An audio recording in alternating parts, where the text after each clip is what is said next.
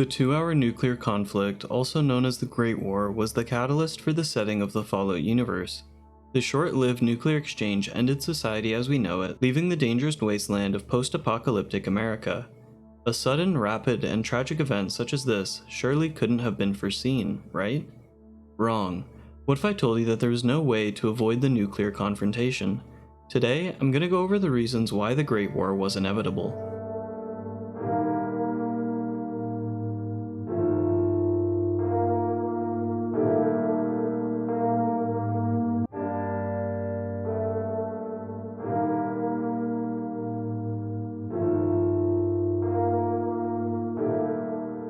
The Resource Wars. For some background, the Great War was the final conflict of many that took place during the overarching global dispute dubbed the Resource Wars. The Resource Wars started in 2052 with the collapse of the United Nations following shortly after. The start of the Resource Wars was likely the beginning of the end. I don't think any substantial changes to global policy or communication between countries beyond this point would have had much impact on the outcomes of the universe. Once countries stopped participating in open assemblies and started armed conflicts with each other over the planet's last resources, the only possible outcome was global nuclear annihilation. Major societal changes were needed before the Resource Wars, before 2052. Consumerism. It's no secret that consumerism was a major cornerstone of American society in the Fallout universe, so much so that technological advancements were shelved in order to keep producing and selling the known commodity. Instead of taking a chance on a new piece of technology in the market, companies continued to push what was known to sell well, even if something more efficient and affordable was available. For example, while major world-changing components in the computing field like transistors were invented in the Fallout universe, they were deemed not commercially viable compared to the vacuum tube electronics of the time. Instead of the market shifting to smaller and smaller electronics like our world did, the Fallout universe kept pushing the known commodity. Or how about this? Mass Fusion, Boston's premier energy company, despite the name, was actually selling the more wasteful fission energy instead. And sure, while they eventually were able to harness fusion power, the infrastructure for fission was already in place, making the sale of fusion power not commercially viable. The irony of it all is that the world is filled with advertisements, supporting the idea of buy, buy, buy. With the sheer number of ads in the game, you wouldn't expect there to be a resource shortage. It wasn't until food scarcity started to occur in 2077 that the public began to catch on. And with the nuclear bombs dropping later that year, it was much too late for public outcry to change anything. Isolationism. The collapse of the UN and scarcity of global resources led to the United States closing its borders and becoming a more isolationist nation. Many countries did. The United States, a country that once stood on the principles of liberty and justice for all, slowly started to trade freedoms for security. Fear of total economic collapse and communist takeover left citizens unable to do anything but accept what the government told them to do. The lines which divided private business and government blurred. Westtech, Nuka-Cola, Dyer Chemical, Poseidon Energy, Repcon Aerospace, Robco, General Atomics International, Vault-Tech, all had some form of mutually beneficial relationship with the federal government. Whether it was the forced evolutionary virus, Project Cobalt, or Project Semele, these private companies had deals with the government. And sure, while private companies do bid on government contracts, in the case of Project Cobalt, the military sought Nuka-Cola, a soft drink manufacturer mind you, for help with developing atomic weapons. Seems odd. We'll get back to this later. Unions were met with violence by massive corporations. Hornwright Industrial might have been the biggest offender of this. When several of their companies went on strike after being found homeless and unemployed due to the corporate takeover of their hometown, Hornwright Industrial brought in several customized Strikebreaker sentry robots to use deadly force on the strikers. Phone hotlines were set up to report suspected communists. A neighborly letter found in a mailbox in Fallout 3 reads, "Samantha, I would never want to be known as a killjoy, and I realize that your family is very much anticipating this year's Halloween. But if I see your little hooligan running and hollering across my yard in that Chinese commando costume of his again, I swear I'm reporting him to the Vigilant Citizens hotline. You may find his cheekiness adorable, but perhaps you'll think differently when they haul your boy off to an internment camp. Yours most dearly, Gabriella." This terrifying threat brings me to another terrifying point. Chinese Americans were put in internment camps. Executive Order 99066 signed by the president, authorized the arbitrary imprisonment of the Chinese and Chinese Americans of the United States. Little Yangtze, Turtle Dove Detention Camp, and WRA Site P832 were known locations dedicated to the imprisonment of suspected Chinese agents and innocent civilians alike. Citizens could be detained for having suspected contraband in their cars. You could even be detained for not having any contraband. It didn't really matter. A Boston military checkpoint terminal logged 4 traffic stops, each detailing who was stopped, whether or not they were released or detained, and also some miscellaneous notes on the incident. The Jones family, Donald Butzinski, and Keith Deering and Colin Kennedy were cleared without being detained, but when the Wu family was stopped, the family was detained. The notes on the Wu family incident reads, "Subjects displayed suspicious behavior, resulting in a full inspection, including dismantling the vehicle. Despite a lack of contraband and a full apology from the inspection lead, the subjects began acting aggressively, including yelling at soldiers in a foreign language, most likely Chinese. Subjects were detained, and military police was contacted in accordance with the field manual. It seems like profiling to me."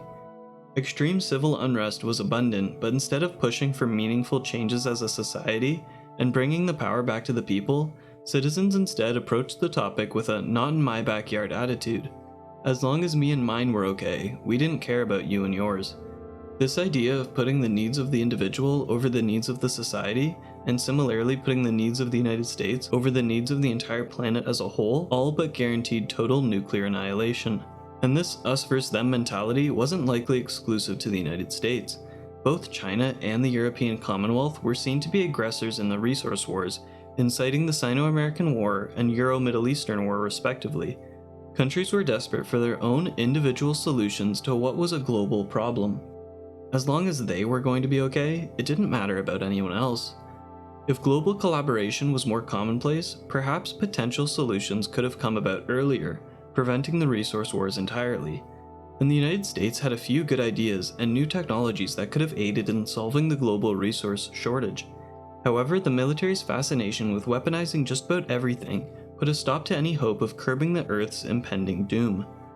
Weaponization of everything. I said that we would come back to this, and here we are. But before I get too much into this, I just want to mention that we've seen in our own history that war times have been excellent times to push the boundaries of our own technology. Many life-changing things came out of what was once military tech. Bug spray, duct tape, superglue, microwaves, GPS, the internet, the EpiPen, virtual reality systems, all have some ties back to military technology. The big difference between Fallout and our world, though, is that regular people have access to these things now. Here's an example. Imagine a brand new, life-saving technology. People would pay millions to have it made, and it could save not only Americans, but all of humanity. But now, imagine if it could fire a beam of light that could kill people. What? I want to shoot death lasers. And that's sort of what happened in Fallout with the microfusion cell. Remember mass fusion? The company that, despite the name, sold nuclear fission power instead? Well, in 2066, they developed the first fusion cell. These little guys, about the size of your palm, were essentially self-contained fusion power plants. It was so powerful that it was theorized to be able to solve the global energy crisis. That's amazing, right? The planet is now saved. Hooray! But then someone just had to ask, what if we use this power to emit a super strong and concentrated beam of light that we can kill people with? And the laser rifle was born. Forget about this pesky energy crisis. At least we have the technology to kill people en masse and maybe win the resource wars. We will be the kings of a lonely planet. And it wasn't just mass fusion that worked with the government to weaponize technology. Several private companies were approached by the military and were presented with government contracts. Others had their manufacturing plants commandeered under the orders of the Scythe program. Nuka-Cola's flavor division, the Beverageers, participated in Project Cobalt. Under the supervision of General Braxton, the Beverageers would work in secret to develop powerful chemical and biological weapons for use in the Sino-American War. After several months, the team came up with a custom isotope, which they named Quantum. This isotope, based on strontium-90, could be used to weaponize nearly anything, including water guns, and could enhance existing weaponry in the case of the Nuka nuke launcher. Other companies had their manufacturing plants taken over. Wilson Atomatoys was one such company. Originally a toy company whose flagship product was the Giddy Up Buttercup, the company placed a bid to participate in the government's new Scythe program.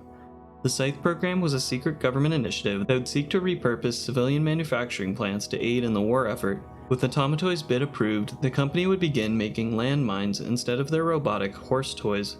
And don't get me wrong, that's fine and all. Aiding the war effort is a plus for sure, and it's not uncommon for something like this to happen during war times. But this mass production of arms and munitions sometimes didn't even go to the front lines. Radiation King Assembly Plant 12 was converted to munitions manufacturing. What was once the most efficient radio manufacturing plant was now creating massive amounts of ammunition. However, the foreman of the plant began to notice that these ammo crates were just piling up in storage. The foreman realized that they weren't making ammo to help the Alaskan conflict, but really just to keep morale up and try to maintain the struggling American economy. Instead of the American government directing their efforts towards something that was more productive and something that could actually help the global economic state of the world, ammo was being made and kept in storage. Better yet, why convert the Rad King factory anyway? Why even interfere at all? Why not just let Radiation King keep making their radios? It just seems odd, and certainly not the right step forward in the crumbling world that is pre-war Fallout. With all things considered, the collapse of a platform where countries can host peaceful talks, the increased nationalism and isolationism of countries due to dwindling global resources, and the obsession with weaponizing just about everything is what all but ensured an eventual global nuclear event. Regardless of the outcome of the Sino-American War, it was only a matter of time before the nuclear powers of the world would get desperate, going full scorched earth, believing that launching the nukes was the only option they had left. Because hey, if we're going to be destroyed, you're all coming with us. If you made it to the end of the video, I appreciate you. Take care. Because if my time in the army taught me one thing,